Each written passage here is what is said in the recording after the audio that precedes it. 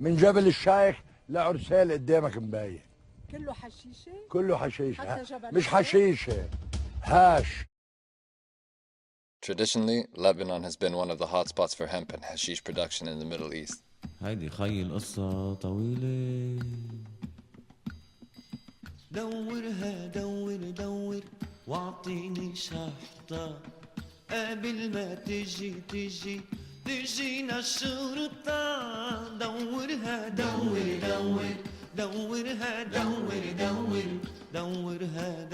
دور ما بدي اصحى. The first evidence of production dates back several centuries with the famed Bekaa Valley, the cultural hub of Lebanese hemp and cannabis growing. Boasting a temperate climate with soil conditions that are considered optimal for cannabis and hemp cultivation, the Bekaa Valley has a worldwide reputation for producing some of the world's best hash. Until about 1970, Lebanon was known for its prosperity, being the financial center of the entire area, and at the time, Lebanon came to be known as the Switzerland of the Middle East. However, hit by a bloody civil war between 1975 and 1990, the economic situation has not been the same since then, partly encouraging many growers to take the risk of choosing hashish as their main source of income. According to local farmers, a mere acre of cannabis cultivated can yield up to 100 kilograms of hash. Traditional cannabis cultivation in Lebanon. The debate about where dry sieving cannabis resin to obtain hashish was born is as interesting as it is historical. Afghanistan or Lebanon?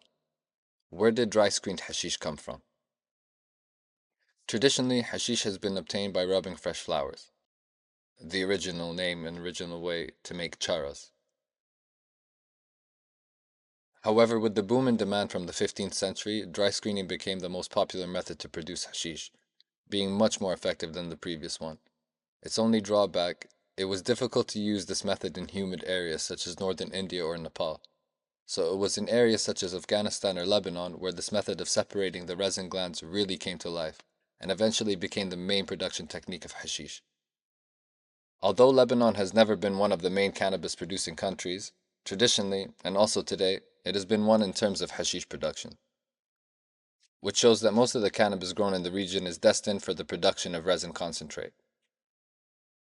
Before Morocco became the undisputed king in terms of tons produced per year, Afghanistan and Lebanon were fighting for number one on the list in terms of top hashish producing countries, where Pakistan and India also usually appear. Of course, Lebanon became one of the most must-visit stops for the pilgrims on the hippie hash trail during the 1960s and 1970s. It was a route followed by backpackers, adventurers, and ultimately Western tourists traveling from the Middle East to Central Asia visiting the main cannabis and hashish producing areas. Thanks to these pilgrims, Lebanese hashish reached a level of fame comparable to that of Nepalese temple balls or the Afghan product, especially in terms of the Lebanese red and blonde. The Bekaa Valley, Flowers of Paradise. The Bekaa Valley, which in Lebanese Arabic is pronounced Bekaa, is a region in eastern Lebanon that stretches from the Litani River to the Syrian border. It is known for its hot climate and fertile land, making it an important agriculture area in Lebanon. The Bekaa Valley is known to be a producing region of barley, wheat, fruits, and vegetables. And interestingly enough, it is also famous for its wine production, as it has several wineries and a winemaking tradition that dates back to the time of the Phoenicians. In terms of clandestine production, the Bekaa Valley has historically been an important area for cannabis cultivation and hashish production in Lebanon, despite being illegal.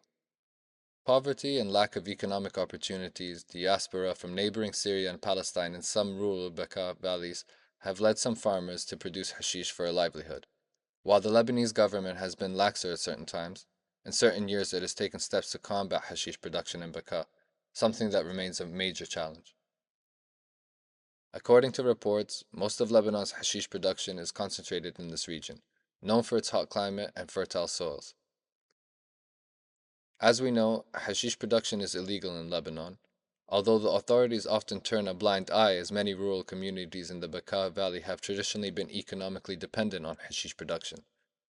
The situation worsened for growers during the Syrian crisis starting in 2011, as various armed groups fought to gain control of production and thus finance their activities. As mentioned many times, Lebanese hashish was one of the best concentrates of this type that could be found, with its characteristic reddish color, its spicy and earthy flavor, and the powerful effect it causes.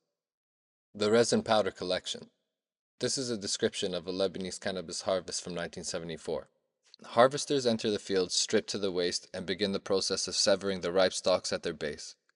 Rough wooden carts are dragged into the fields on the heels of the harvesters, and the plants are placed into these carts alternating top to bottom. As each cart is filled, it is hitched to a donkey and driven off to a nearby village. In the center of each village there are specifically prepared drying beds of hard, packed clay surrounded by low walls for protection from the wind, whitewashed so that the heat from the sun is trapped and reflected onto the piles of plants in the center of the floor. The cut cannabis lies on these drying beds for about 2 weeks, alternately baking in the sun but day by day, and soaking in the light dew of the nights. Each plant is turned daily and care is taken that no plant remains on the bottom of a pile for more than a day, for this could lead to an onset of a molding process which would spoil the flavor and ultimately the potency of the leaves. Harvest timing is important to the appearance and potency of the cannabis resin. The color of resin glands changes from clear to reddish amber as they mature. More mature resin is more potent and darker in color. It follows the later harvests, which produce darker red resin of higher potency, hence the reputation for superior quality held by red Lebanese hashish. The longer the plants stand in the field, the drier they become and the easier they are to store. However, if the farmer waits too long, then the resin can be lost. دورها دور دور واعطيني شحطة قبل ما تجينا الشرطة دورها دور دور دورها دور دور دورها دور دور ما بدي اصحى